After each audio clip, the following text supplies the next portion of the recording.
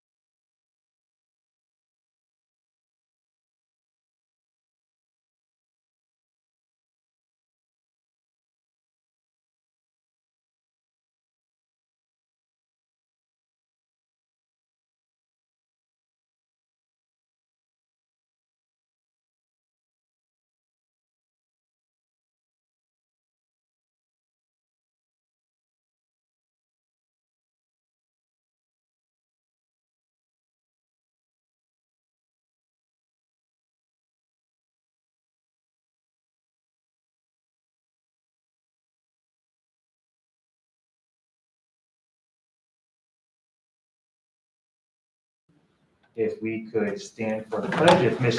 Netkin can meet us and stand for the pledge, if Ms. Netkin can meet us.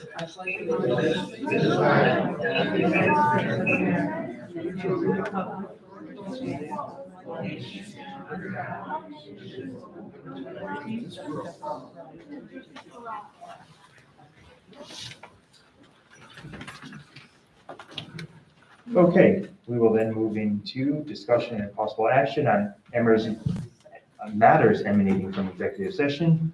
Are there any matters emanating from executive session? Yes, I ask for a motion to approve the stipulated agreement regarding student conduct as presented in executive session. Motion. Second. We have a motion by Dorothy and a second by Marilyn. Any discussion? Seeing none, all those in favor? Aye. Any opposed? And any abstentions? I'll abstain. And we have an abstention by Jay. That motion passes. We'll then move on to approval of the minutes. Could I have a motion to approve the minutes from September 9th? Motion. Second. Motion by Marilyn, second by Dorothy. Any discussion? Seeing none, all those in favor? Aye. Any abstentions? Any noes? That motion passes. We'll then move into unified sports recognition. Thank you, Mr. Chair. I have the pleasure of,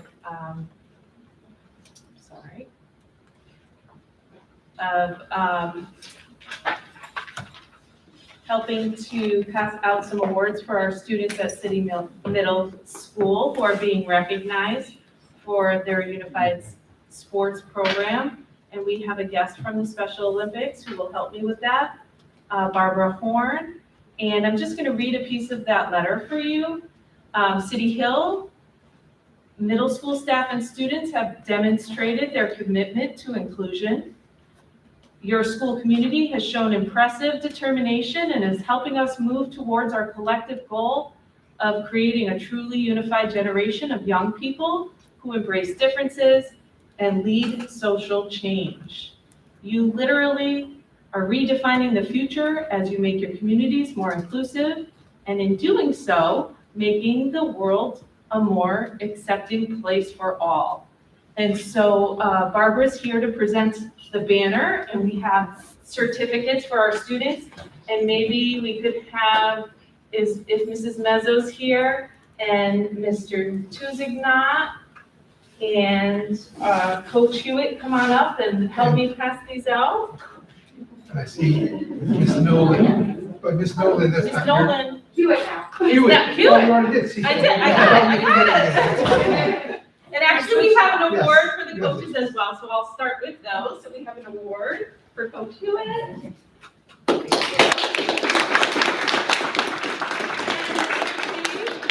you.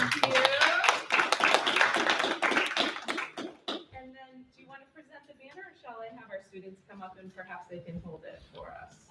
They can hold it well and just say a few words. Perfect, yeah. Why don't we have a couple of our students come up? Ricky, Matthew, Elijah. Beautiful. Ma'am, you want to hold right here?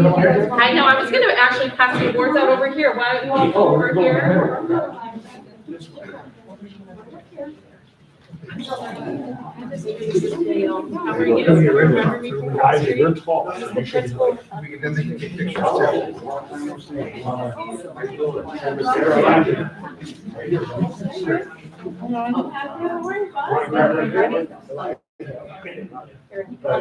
Just like we put a banner for dance, okay? I'll see it for you. We gotta get Elijah's face in there too, right? So Elijah, you want to come on the corner? Elijah, can you go here over here? Come here, stand right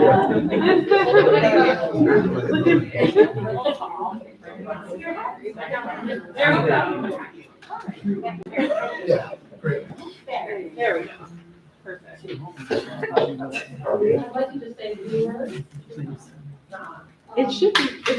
I'm Barbara Horn. I'm from the Connecticut Association of Schools and Special Olympics.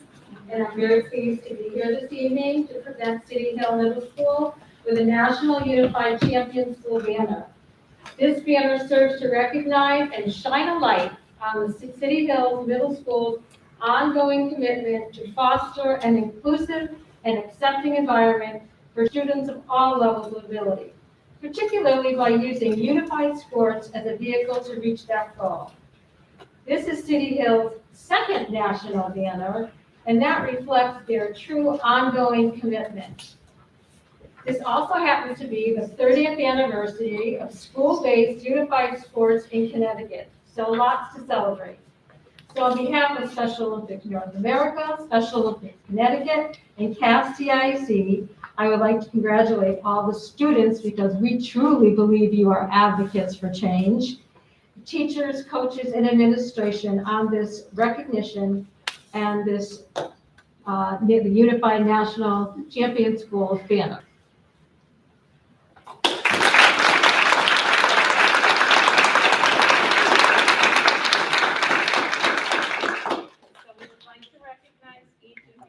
Starting with Brooke. Brooke Ackerman, congratulations. And Elijah, do you want to come get your certificate?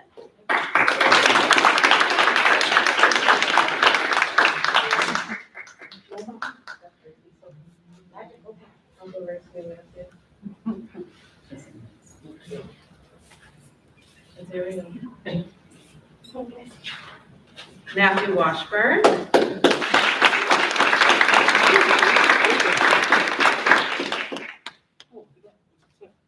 Ariel Martinez.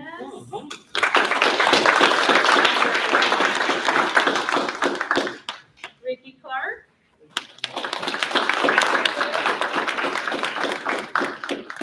And then Jeremiah Diggs, who's not here with us, but I'd like to recognize him. Also Jason Wood, who's not here with us, but I'd like to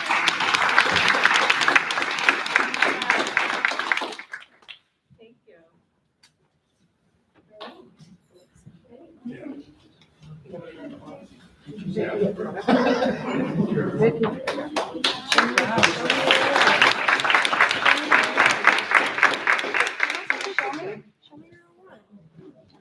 Awesome job, thank you, and congratulations. No. Okay. I did the chill I wanted. There you go. Good job. We'll then move on to public comment.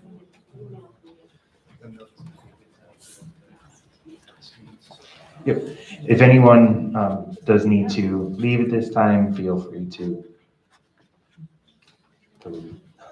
Yeah, right, yeah. We understand families. Yeah, we understand families came for recognition.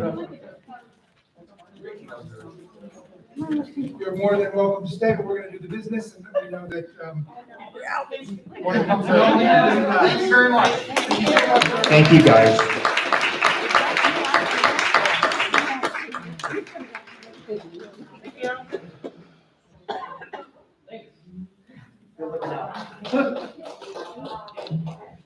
Mr. T. So we'll then move into public comment. If anyone from the public has any comment that they would like to offer, please step to the podium and state your name and address for the record.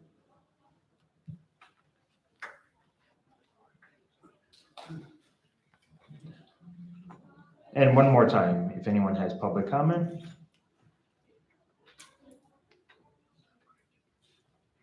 And one last time, if anyone has public comment, please step to the podium. Seeing none, we'll move into the superintendent's report.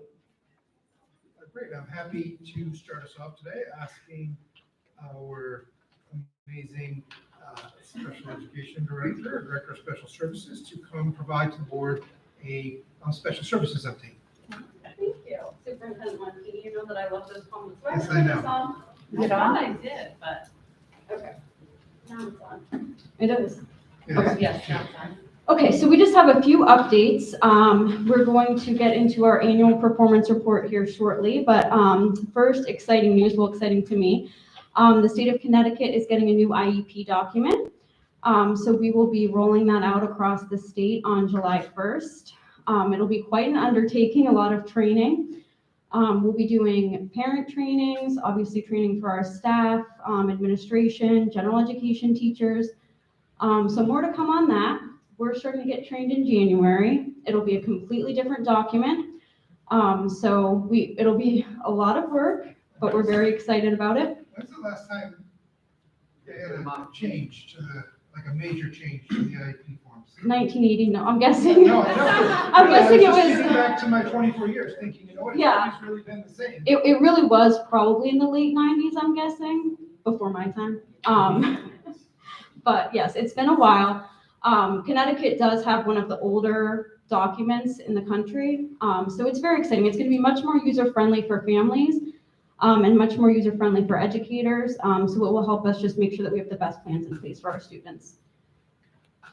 Any questions about the new IEP? We'll keep you posted as we go with that. We have had some students that we've been excited to welcome into our Maple Hill Teams program, but that has created class sizes that are a little larger than we would prefer. So we have been for the last about 6 weeks actively trying to hire an additional teacher for the Teams program at Maple Hill. So that teacher wasn't accounted for because of those move-ins. We will be funding that position through the IDA grant. So no charge to the budget. So what exactly are you looking for, Nicole? A teacher for our Teams program at Maple Hill. And what is the background requirements for that teacher? Background's working with students in an ABA type style instruction with a 165 certification. Okay. Thank you. Yes, if anyone knows anyone, please tell them to apply to the Naugatuck Public Schools. Also looking for paraeducators. Okay, any questions about that? Okay, so this is our annual performance report, which I'm going to go over pretty quickly because I could talk about this for a very long time, but I won't. But if anyone has any questions, please feel free. So each year we get this annual performance report. We got meets requirements, which is what we want to get because that means that we're meeting the requirements of the IDA. This report is both relating to compliance and performance, so student performance on different measures, and then if we're compliant with the timelines and things of the IDA. So you'll notice that this is from the 1920 school year. The state's always a little bit behind with getting these to us, so the data is a little behind. So most times we're very familiar and kind of expect what data is here, but it does give us good information. So starting with our first indicators there, you can see our data and then the target and then whether we met or not. Unfortunately, you can see that our graduation rate and dropout rate were not what we would like, obviously. I will say that that is the lowest that those numbers, well, lowest and highest, that those numbers have been since the 15-16 school year. So our department is working with the high school to really dig into what happened with this particular school year. This was the year of the COVID shutdown, so there could be a correlation there, but we don't expect that number. We won't accept that number staying there, those numbers. Moving on to the next indicator is state testing. Again, for the 1920 school year, we don't have data there. The data that we typically have both relates to participation and proficiency. Although we don't have the number this year, I will say that what I like about proficiency is that we have an expectation. We talk a lot about students with disabilities making progress, which is wonderful, but this holds us accountable for also making sure that our students are meeting the benchmark so that we have expectations, high expectations for our students with disabilities. So look forward to that coming back. We will have it for the next school year after this. Any questions? Okay, I'm kind of a fast talker, so I'm sorry.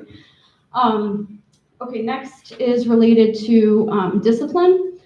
So this just looks at our suspension rates of more than 10 days for students with disabilities.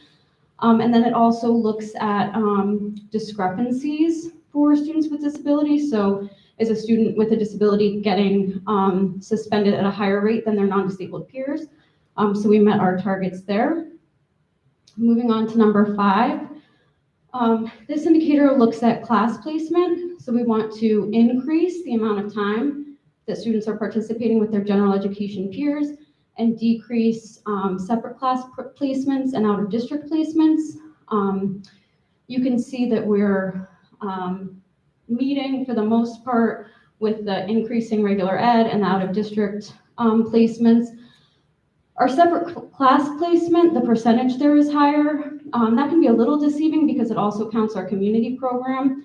And while the number isn't at the state goal, I do feel confident that we're meeting our students' needs, and we look at that regularly. So moving on to number 6, and please, if anyone has any questions. Number 6, this is an area similarly to the indicator above, which is for K through 12. This indicator is related to preschool, and this Board of Education, if you recall, helped us. We had identified that this was an area of concern, students in separate class placements at our preschool, and this board supported that by adding a teacher, which was budgeted into the 2021 school year, which allowed us to create an integrated classroom. So you were actively involved in helping us address this number. Because of COVID cohorts and things, we did more of a soft rollout. This year, our integrated classroom is fully open, up and running, and we're very excited about it. So we anticipate that we'll have much improvement there. Mrs. Rolla at the preschool has been instrumental in making sure that our programs are running cohesively so that students have opportunities to be educated with their peers. So we're thankful for that. Indicator 7 is related to preschool outcomes. So this looks at both, again, progress. So if the students are making progress from when they enter to when they leave, and it's also looking at benchmark, which again, I love that accountability of just ensuring that we're holding our students to a high standard. This is measured based on the Bergantz, and it's measured for students who are present for at least 6 months. So you can see we're meeting our targets except in B for the positive social emotional skills. Again, we're thrilled to have someone at the preschool, Mrs. Rolla, who's an expert in this area, and we anticipate that that will improve as well. Any questions about that? Any of this so far? Okay. There's 8 and one of the other indicators below has to do with survey data, 8 and 14. So those are available on the website.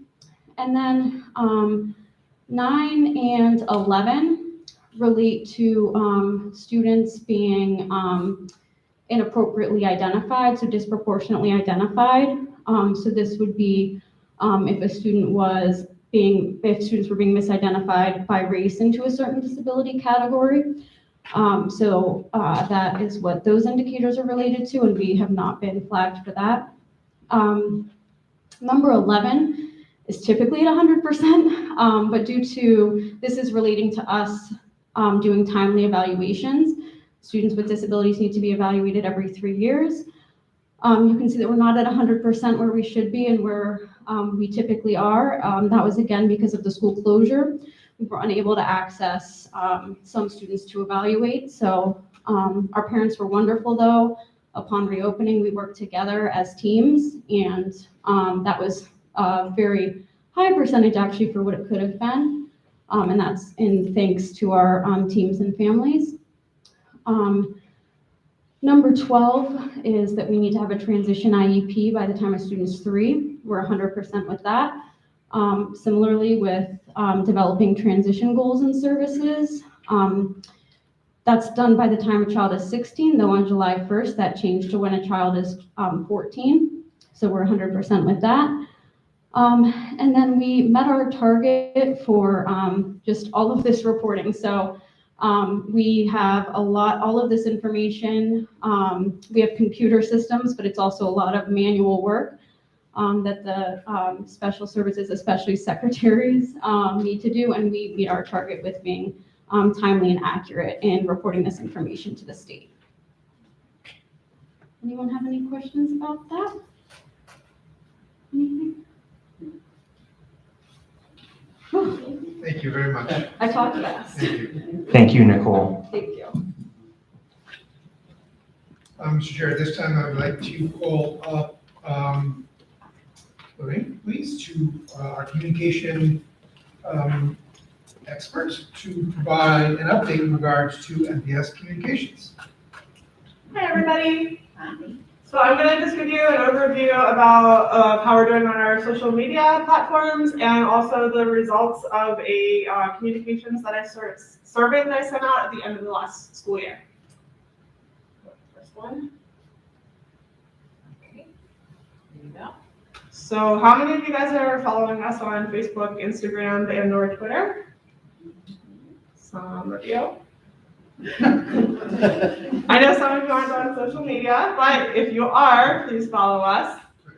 Facebook, Instagram, and Twitter, of course, are the big three for social media, and I post on there regularly. Twitter, I've kind of de-emphasized because we don't have as many people in Naugatuck, as far as I can tell, that are on Twitter. But I post on Facebook and Instagram usually about twice a day. Next slide. We also have a Facebook group, if you're not already on it. It's called Naugatuck Public Schools Community.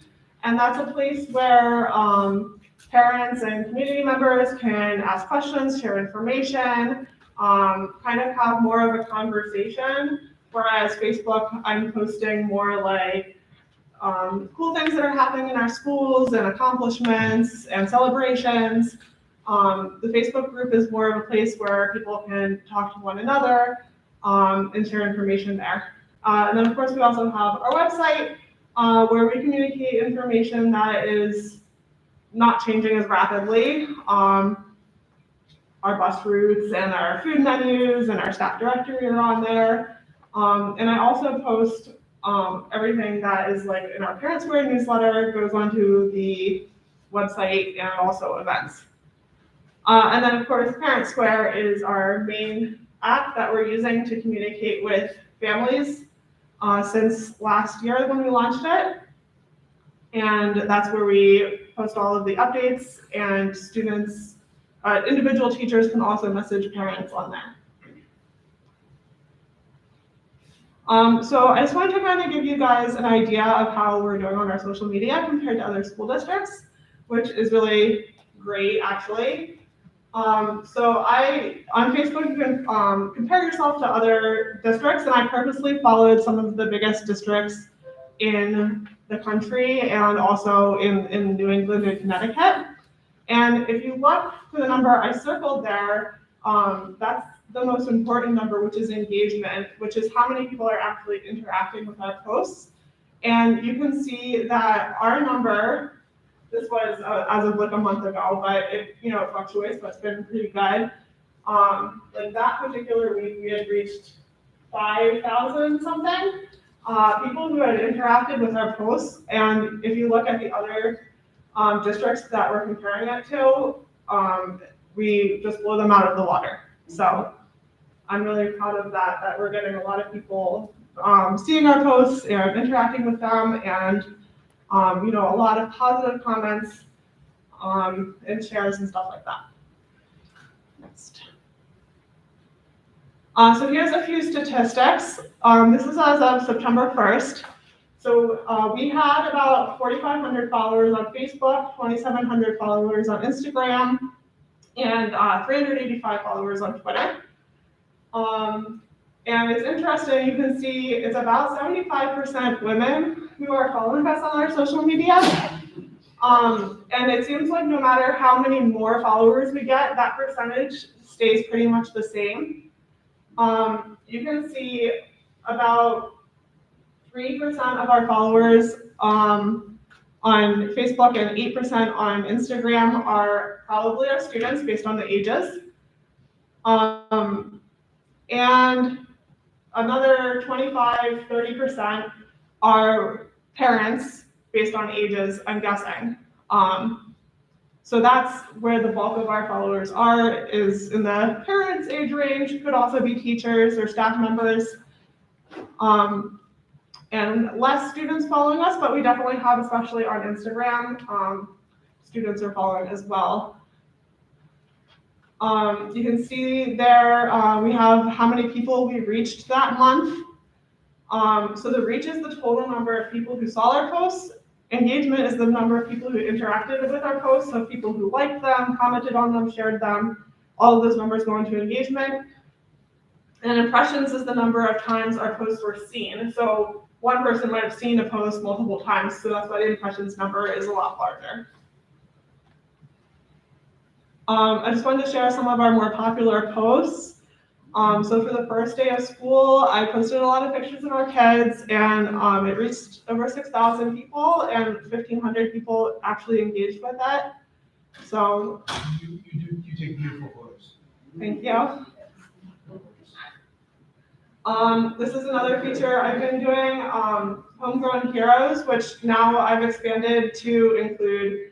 Originally I did this over the summer because I could just go through our old yearbooks and find pictures of teachers. Mr. Montini got a post, which is fun to look at, our staff from when they were in school.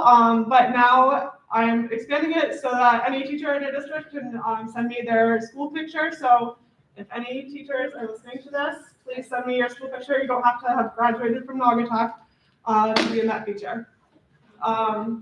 I've also been doing staff shout-outs, which have gotten a lot of great interactions, and it's so nice to see our staff members appreciated. You know, anyone can nominate a staff member for a shout-out, and I post it, and then inevitably, there's so many comments on every post of, you know, people piling on with the love, and how great, you know, these particular staff members are.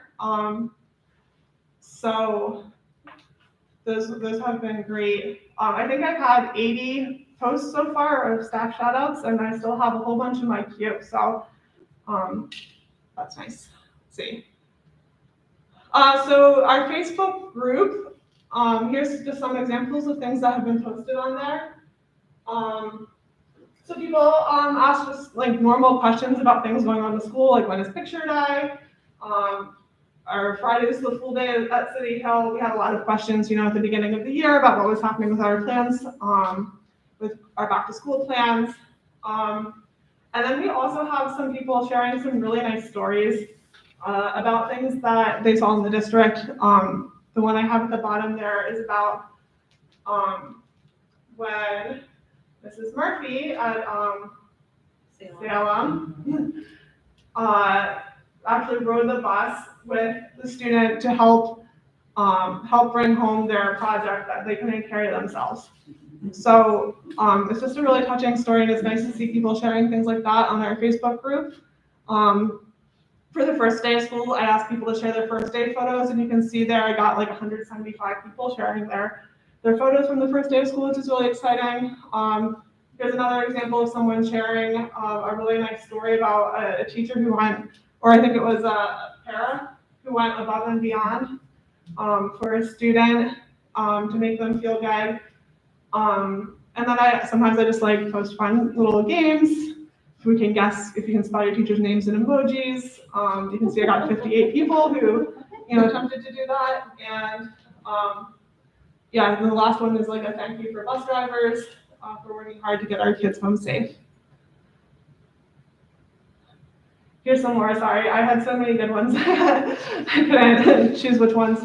The first one is I had made these like signs for people to hold up for their first day of school pictures.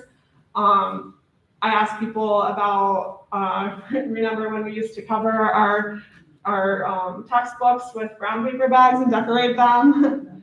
And then Kate Murphy posts a lot on our community group as well with information about the lunch programs. So those are some of the more things. On our social media, on Facebook and Instagram, I have weekly themes. So every Tuesday, I try to post some music so that people can hear all the great things that our music programs are doing. On Thursdays, I'm posting the then and now of pictures of old pictures of staff members from when they were in school. Fridays, I post artwork from our students, and this is updated. So Saturdays, I'm posting our new staff members, like a little introduction to get to know the new staff members that we hired this year. And on Sundays, I am posting the staff shout outs. And then I also sometimes have monthly themes. like this past month has been Hispanic Heritage Month, so I tried to recognize people of Hispanic heritage from Naugatuck and some Hispanic influenced artwork. And tonight I just recorded the jazz band, had a special little performance of a Hispanic song that I'm gonna post next week. All right, so now about the communications survey. I sent this survey out at the end of last school year to try to assess how we were doing with our communications, if people were getting our communications, whether they thought, we were sending out too many, too little. So I got about 400 responses, which is pretty good. And 78% of the respondents were parents and 20% were staff.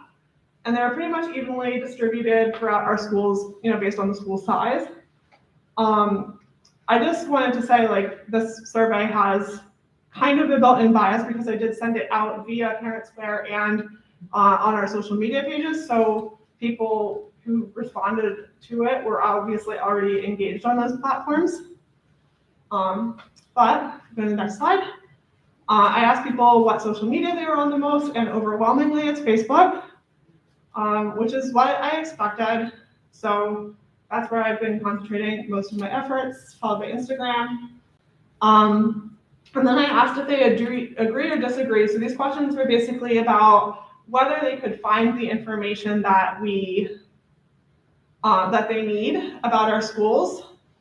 And you can see that overall, people either felt neutral. Most of them were agree, followed by neutral, and a few people disagreed. So overall, that's good that people are able to find the information they need. They feel our district is open and transparent, that they're getting information in a timely manner, etc. So you can read through those if you want, but this is how do you learn about things happening in the school. So most people were finding out things about our schools from Parent Square, which is great because that's our main platform that we're trying to communicate information with, and it seems like it's working. And then followed by social media and word of mouth. And then this is the question I was really interested in knowing whether parents felt like they were receiving just enough, too little, or too many communications. So overall, most people felt like they were receiving just the right amount of communications, with a few feeling like they were getting too much. And actually, most people felt like it was just enough, but then the second was too little. I'm always trying to be conscientious about how many communications that we're sending to families, because I want to make sure that we're not overwhelming them with so much information that they just kind of tune out and don't really absorb it. So it seems like we're on target for that, but I'm always working on doing better on that. Does anyone have any questions? I do. I was just wondering if after the election, if you're going to spotlight any of the board members. I would be happy to. Thanks. I want to thank you on behalf of all the work that you do to keep connected this wonderful community, our parents, our students, and all of the great things that go on within the Naugatuck Public Schools. So I know that you are appreciated by the community, and know that you're also appreciated by us. Thank you. Absolutely. Thank you. Yes, thank you.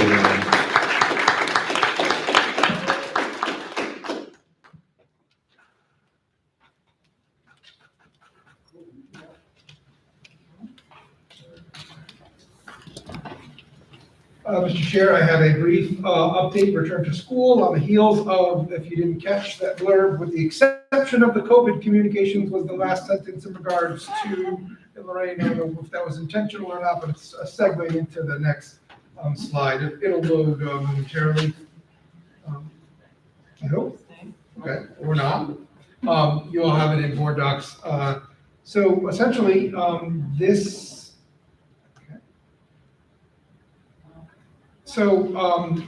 I have the graph that, as you know, I sent to you in our weekly NPS. It'll be coming up momentarily. This will be the second reporting period in a row after 5 weeks of a downward trend that we had a slight increase. So we continue to watch that. As you know, safety is a priority. We'll continue to monitor and execute the mitigation strategies that we need to.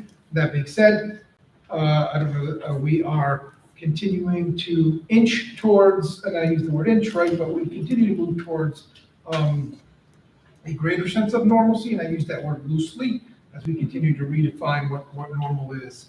But moving towards the end of October with, trunk or treats, or moving towards a homecoming celebration at the high school, doing it perhaps differently than in the past, and still providing kids with those opportunities. So we're looking forward as we monitor the numbers to continue to implement the strategies to keep us safe and to try to do some of the things that we know that our students and community members look forward to.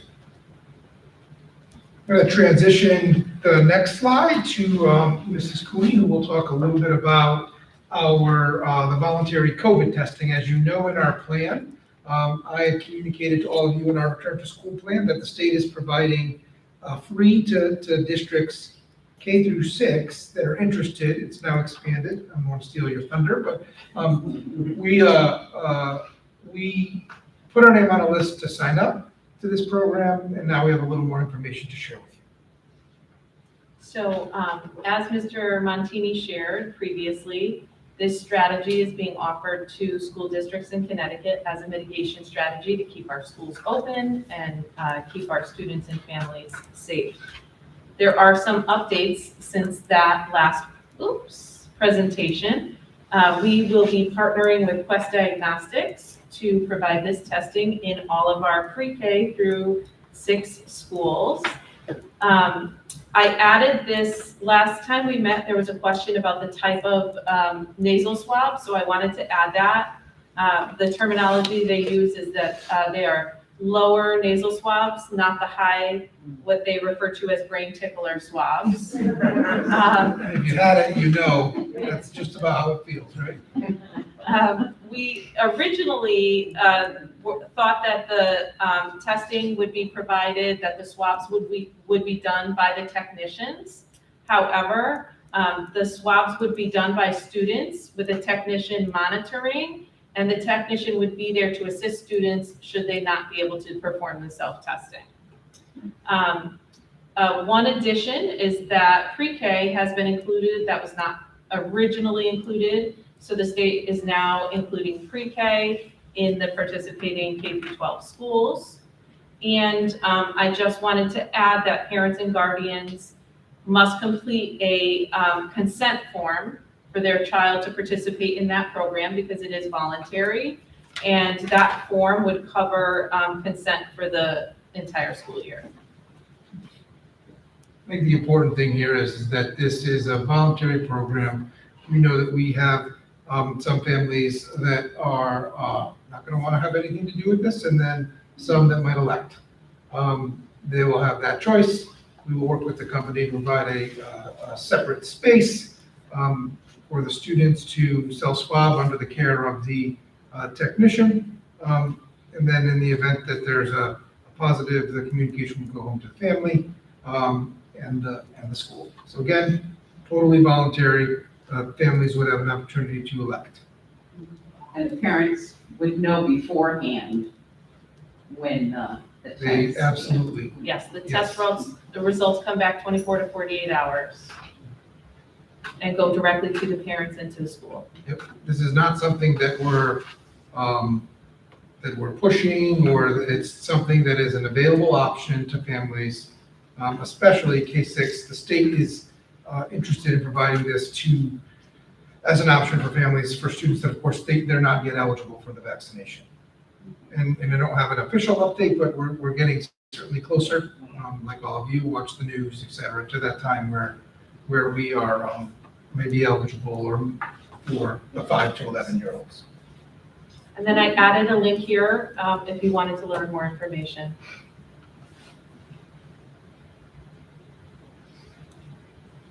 Questions about testing, or I can move on to the next? So parent conferences. So normally I wouldn't essentially put that in an update, but there was a slight change in law that I just wanted to, if I haven't already, bring you up to speed. So we have our parent conferences October 20th through the 22nd. Those will be early dismissal days for our schools. Parents now, effective this year, have the choice of having the conference. Well, we are providing the conference in person with masks required, virtually or telephonically. And the asterisks next to the virtually and telephonically are the change in the legislation that says you need to provide that option to families, so they get to choose. Some districts right now are doing all virtual, but we're giving a choice for all three, and our schools have been doing a great job and are scheduling them so that we can hold our conferences and share the great things that their students have been doing on a day-to-day basis with families really soon. What platform will they be using virtually? Google. Is there a? Nope, that was it. That was it? Yep, I was easy like Sunday morning. Yeah, that was. Thank you, Mike Ritchie. Thank you very much. Yeah, Google. We also have, Google can be used for the telephonic as well. Okay. Yep.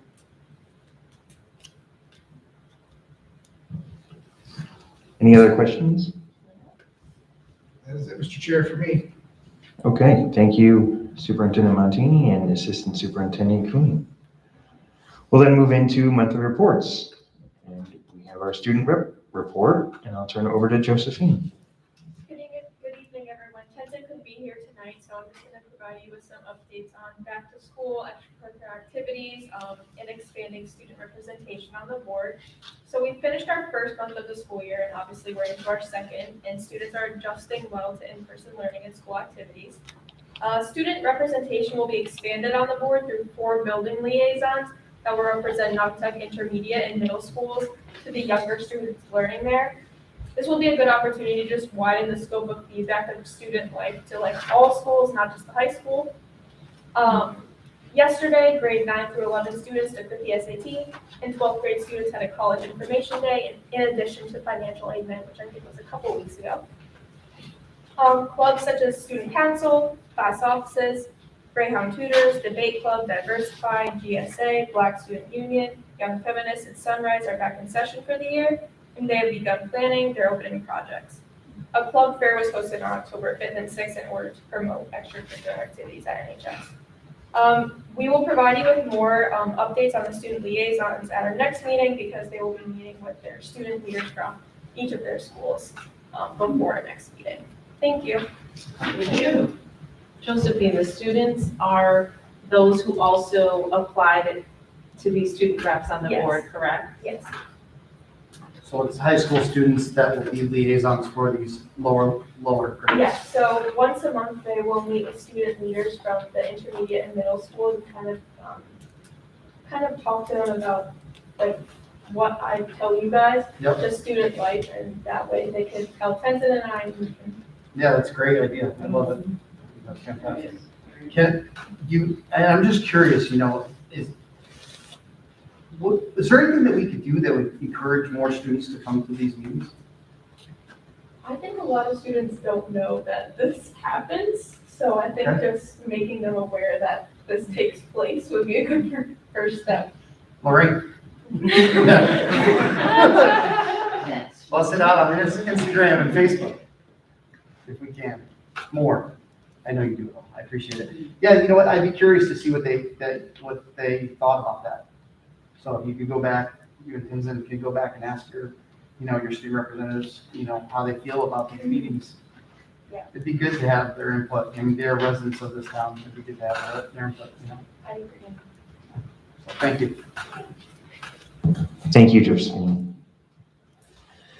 We'll then move on to our facility use report.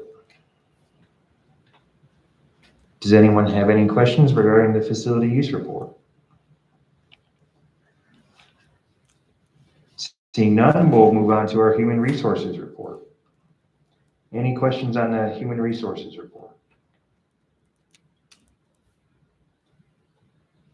Seeing none, we'll move on to the enrollment report. Any questions on the enrollment report? how are we doing in terms of our class size? We're still struggling, we still have a lot of positions we're trying to fill based on enrollment, or are we good? We are trying to fill a team's position at Maple Hill. Copy that. Yep. Class size in the lower grades is generally pretty good. We are, well, Science position at the high school. yeah, there's a science position at the high school. And I'm looking here.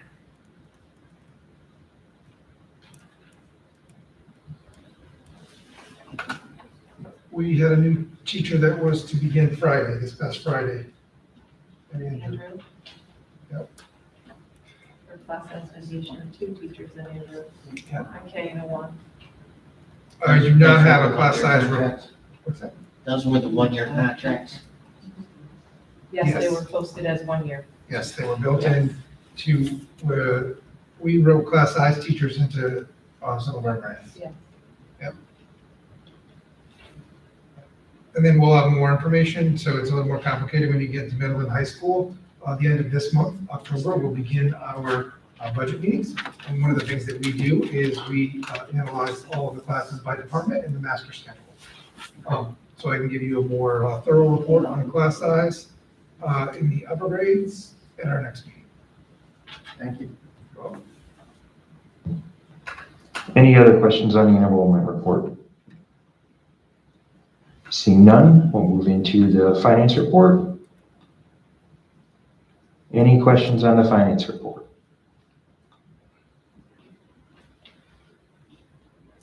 Seeing none, we'll move into the fire drill report. Dorothy, any questions on the fire drill report? It's your last time. That was passed over. Yes. They're both very Yes, consistent. there are some blanks Yes. on Genesis for August, September, and I would imagine that the October isn't filled because it eventually will, before the month is over. Hint, hint. Hint, hint, yes. Yes, I can assure you that both Ms. Santana and Pires are all over this, and they call the schools and start saying, we only have this amount of days left, let's go. What, but Genesis only has the 1. Yeah, I see that, so we're gonna have to take a look at that. Mhm. Normally, they do it in concert with the high school, the date's not the same, so we'll have to take a look. Yeah. So the 9-10 is the same as the high school's 9-10? But the high school has several others. Let's see, Genesis 9:10. Yeah, they do have a 9:10. They have the one that matches up, but not any of the other dates. But so. they don't have any under crisis.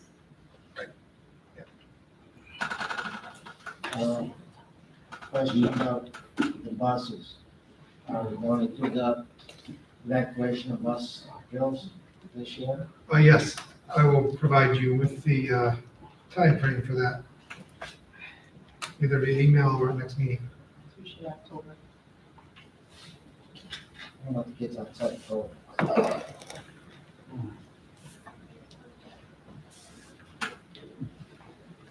And any other questions on the fire drill report? Seeing none, we'll move into new business. We go into the 2021-2022 Alliance Grant approval.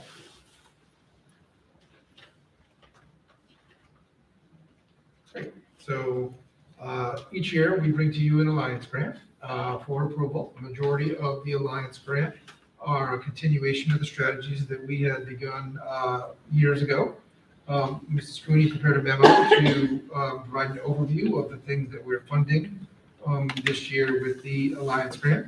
At the conclusion of that, I'm going to ask you for a motion to approve the Alliance grant as proposed. Caveat to this is it was already approved by the state. Board meetings sometimes don't always line up with submission. So we essentially put the date of approval, we forecast it into the future if it, like in this situation, the due date preceded the next board meeting. It was approved yesterday, in fact. So I have here a summary of existing and continued strategies.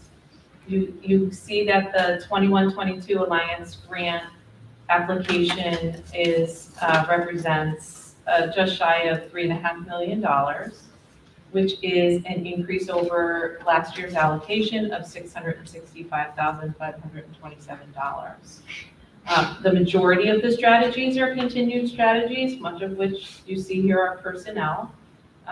So they're funding instructional coaches and literacy coaches, L teachers, our school counselors, the director of curriculum, an assistant principal at Maple Hill, and some curriculum writing and equity framework development. For professional learning, we have professional learning and support for new educators. We have professional learning that's heavily focused on grades 7 through 12 mathematics, and also some professional learning on language acquisition. And we're working with ACES for both the mathematics and the EL training for that professional development.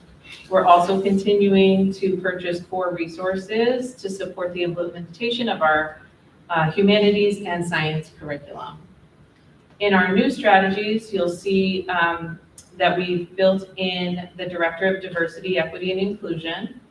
We also are funding 2 teachers in resident through the TRP program with CRAC. We have a 1.0 full-time board certified behavior analysis. And as Mrs. Reichart spoke to earlier, we have added another preschool classroom at ECC. And then some additional professional and technical services. We've added additional busing so that we could potentially provide more social distancing on our bus runs, as we recognize that that's a need. And we added an add-on cost that's an add-on to Munis called ExecuTime that focuses on time and attendance. We haven't been able to realize the busing yet, so it's one thing to have the funding for the bus, it's another thing to actually have additional drivers. We've been lucky in previous communications that we weren't experiencing the shortage where it was a major impact. So we have funding for an additional bus so that we can, again, if they're able to secure an additional driver, we'll have an additional run for more spacing. But right now with the buses, we're doing okay. Well, we're doing okay. I mean, the spacing, we maximize to the extent possible, but in some instances, it's not a lot of spacing. But we have drivers. Yes, we have drivers, we're doing our runs. As compared to Yes. some districts that have Absolutely. really struggled. Yes, mostly, a lot in Eastern Connecticut, yeah. Any questions? That's great. Great. Could I have a motion to approve the 2021-2022 Alliance grant? So moved. Second. Motion by Ethel, second by Jay. Any discussion? All those in favor? Aye. Any opposed? And any abstentions? That motion passes. We'll then move on to snow removal services bid award. Okay,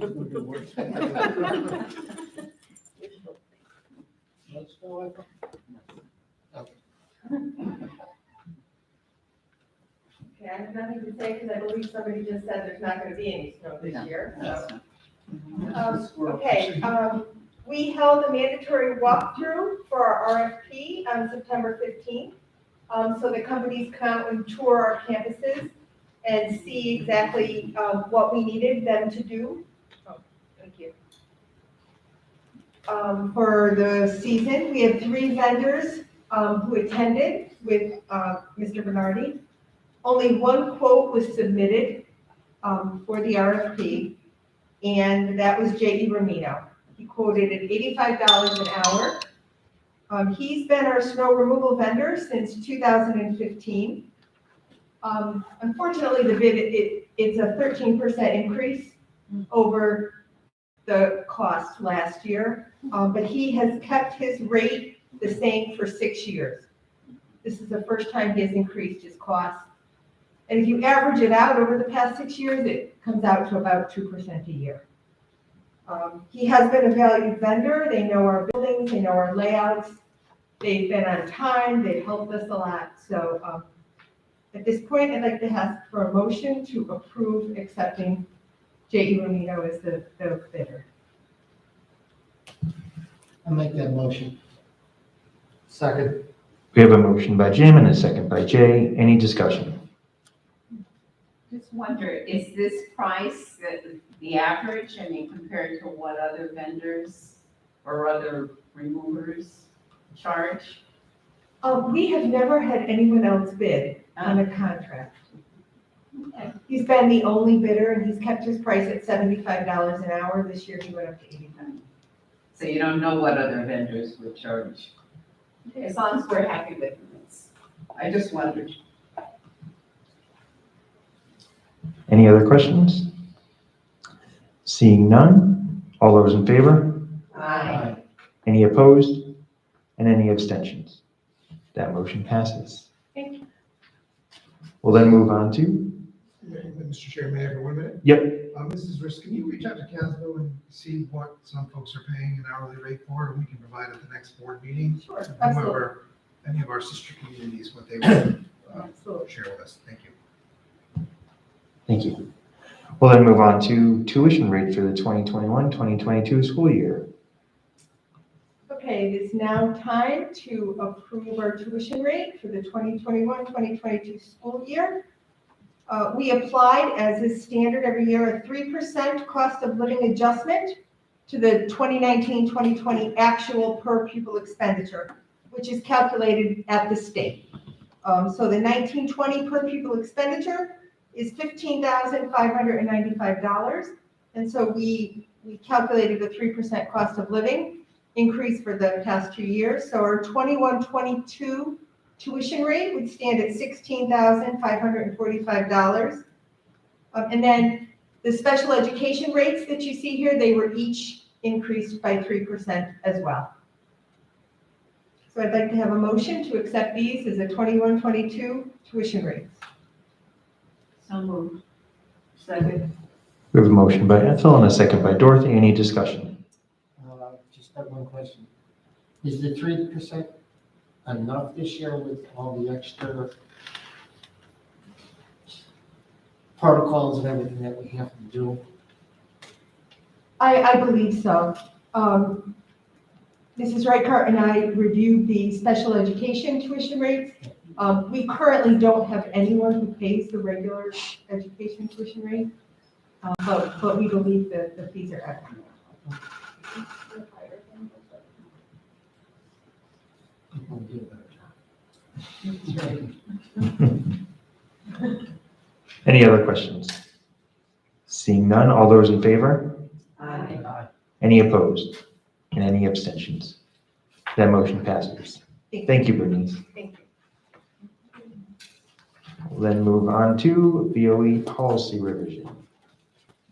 Great, so thank you, Mrs. Sweeney. Mrs. Sweeney's going to bring up a memo. I'm going to go through all of the policies now via the memo. I'll go one at a time. If there's any questions related to any of the policies, then you could bring up the attachment, please. So, this is a first read for most of us, but we did recently have a workshop.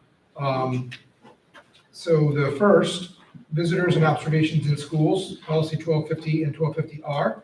We've revised this policy to make permanent the language about compliance for visitors to the safety protocols that are in place at the time. So very standard, not very many updates there. We also revised, any questions on the visitor policy? Again, you'll have another month to sit with it, reread it, and we would vote on it in November for the second read.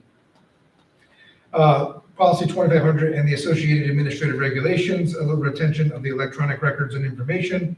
We revised this in light of recent legislation, which revises the definition of public records, and it also clarifies that it applies to the access. It's the access of our computer systems, not the role of the person accessing. So you don't have to be an employee. Any questions about that? Again, in the scheme of things, those are minor minor updates. And then, as you know, we spent the evening together last week. We were discussing, thank you, Dorothy Nath-Coonan, spent hours and hours and hours reviewing and providing ideas for us to consider in regards to improving our bylaws. So we have the majority of them, but all but one or two, which we're happy that in the short time we were able to turn around. So I'll go one by one. We did discuss them. New numbers of members, terms of office, policy 8005. The policy was updated to better reflect the borough charter, and it makes clearer the terms and constitution of the board. The official duties of the chairperson, policy 8121. That was updated to include several duties that are a matter of regular practice, including signing by statute and or as applicable, and formulation of the monthly agenda.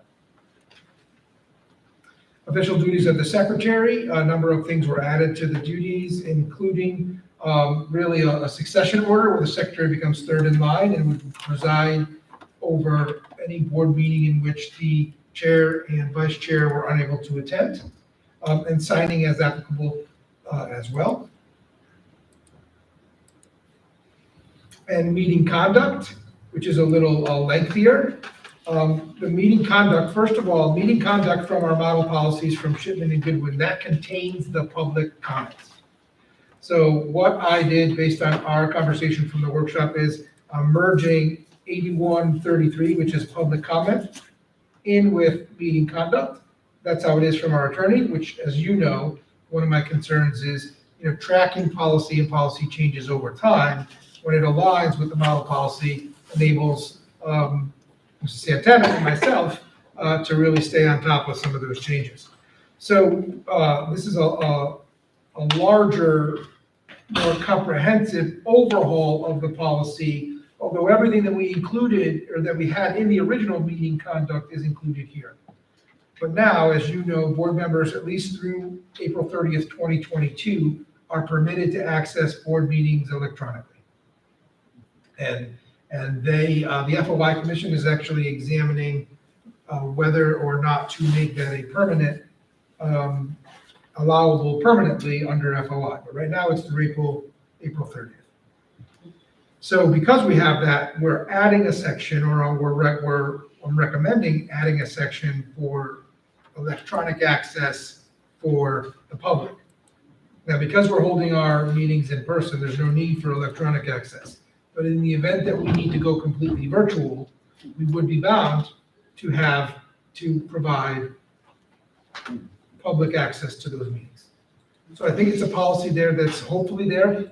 Cross our fingers just in case, and we don't need to go completely to completely virtual meetings, but it'll be there just in case.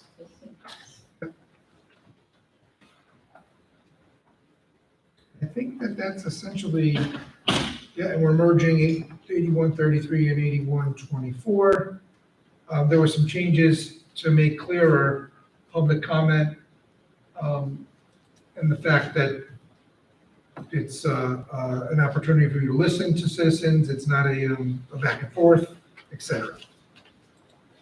So that would be a first read. We would be voting on that in November. Thank you, Superintendent Martini.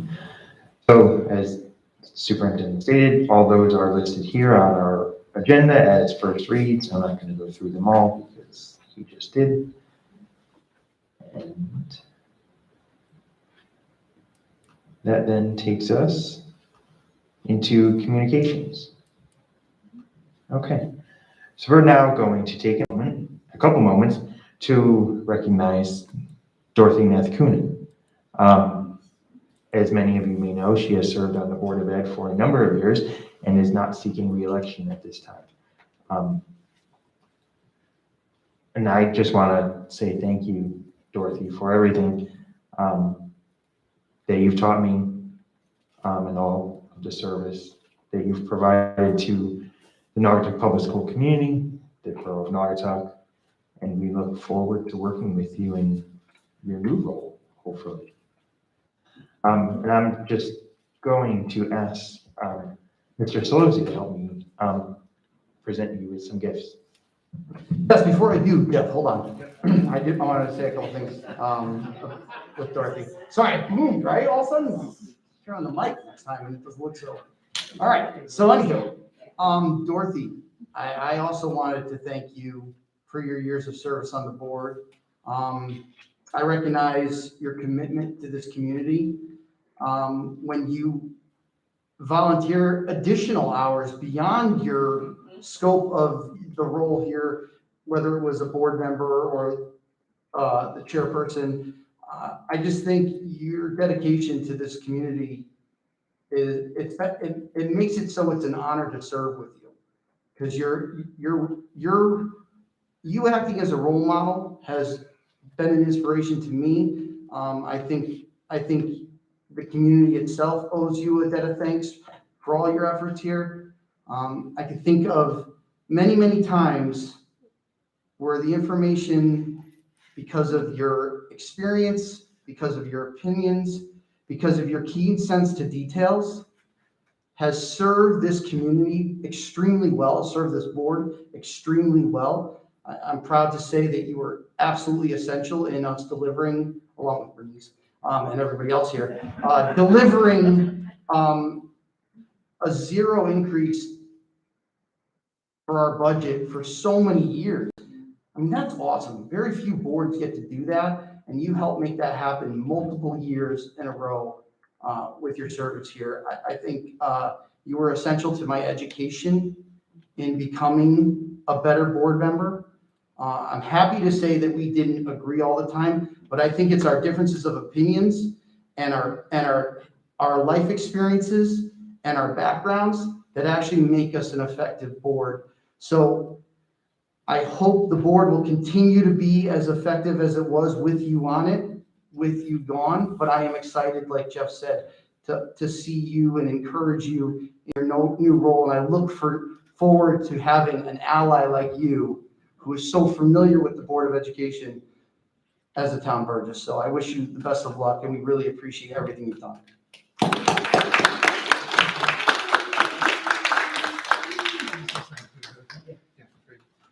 Well, yeah, I gotta get the flowers after I just said all that. Thank you so much. The flowers are beautiful, whoever, nice work. I made it happen. Yeah. One more time, please. Thank you. And Dorothy, if I may, well, we have been together a long time. Negotiating sometimes till long hours of the night. I don't know that anyone really would understand how much you and your fellow colleagues here, how much of yourselves you give in the name of supporting the students and families of Naugatuck. Being a board member, while an incredibly noble, important work, it's time consuming, it can be grueling, and it could be thankless. But from the bottom of my heart, and on behalf of each and every child in the school system, thank you for your leadership and your tireless effort to support the students of this wonderful community. You're gonna be missed. You've been a tremendous asset to this board in a lot of ways, having been working in this community for so long and seeing the evolution of this board. I was so happy that you were such an integral part of helping this board grow and continue to grow into what's going to be a really effective board. And I look forward to our collaboration now when we're coming asking you for the budget on the other side. Never your friends. I get you first. But it also, yes, you do. Really, Dorothy, thank you from the bottom of my heart. Thank you. Seriously. You're welcome. You know that I have words, right? So, it took me a couple of weeks to write this, but I think I got it right. So first of all, thank you. You know, it's very kind of you to think of me that way. I'm sure some days you didn't, but I'll just start out with, I started this endeavor back in 2011, and I reached out and asked to place my name on the ticket. And the first response I ever received was, "Really? What do you have to offer?"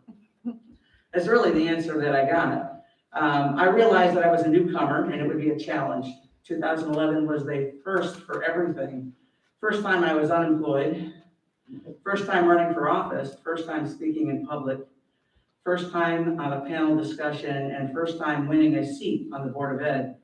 Who would have thought 5 terms, 10.5 years later, I would still be here? Humbled that 4 of the 5 terms, I was the top vote getter.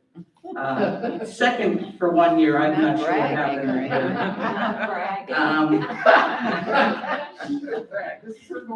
I learned a lot along the way. It is a fulfilling experience when you watch future citizens walk across the stage, receive their diplomas, an award or recognition for an achievement, or even the cooking challenge.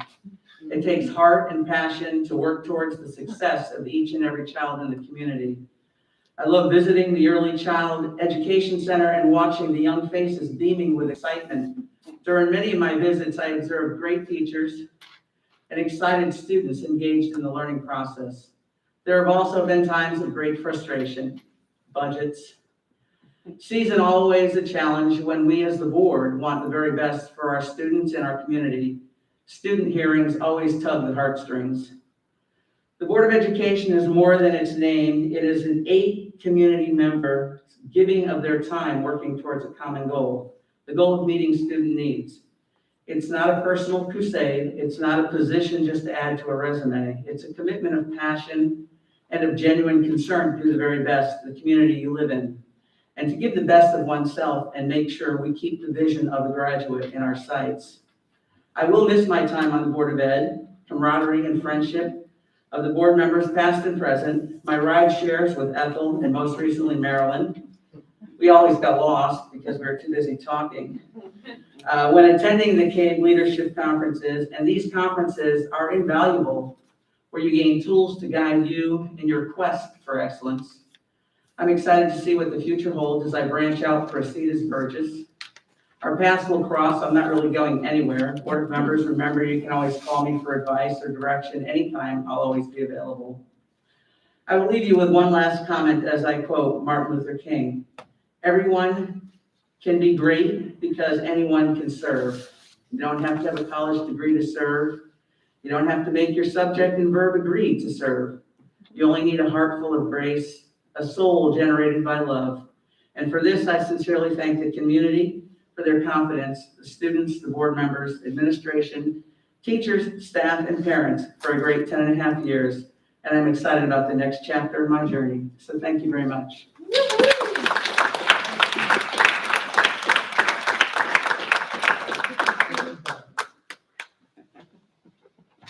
Thank you, Dorothy. We'll miss you. Okay, that takes us to board communications. So I just have one communication. We did receive a letter from a Mary Sharetta, if I'm saying that right, regarding her fence at Andrew Avenue. And I am just going to, I forward that to all the board members, and I'm just going to ask that the facilities committee look into that issue. Does anyone else have any other board communications? The CABE workshop is coming up, but I hear it's already full, so I don't know. Yes. I was just talking Yep. to Chairman Lickey.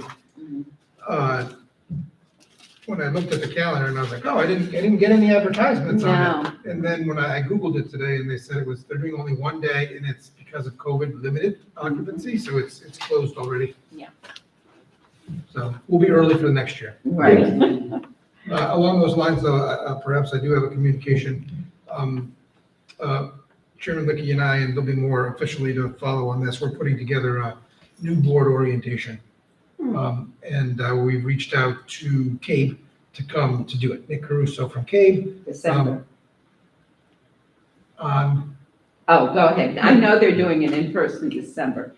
I was supposed to tell you that. Sorry. Oh, Go in person ahead. in December. No, we're doing it for, right, so, and that's a really good point, as you know, we have a really unusual charter where they get elected on November 2nd or 5th, and then next Thursday they're at the board meeting, right? So it leaves us just a little bit of time. So we'll do an, in between that week, we're looking to do a quick orientation and then maybe sending them to the December one. Right. I think it's December 8th. Well, thank you. Any other communications? Seeing none, we'll move into board picture.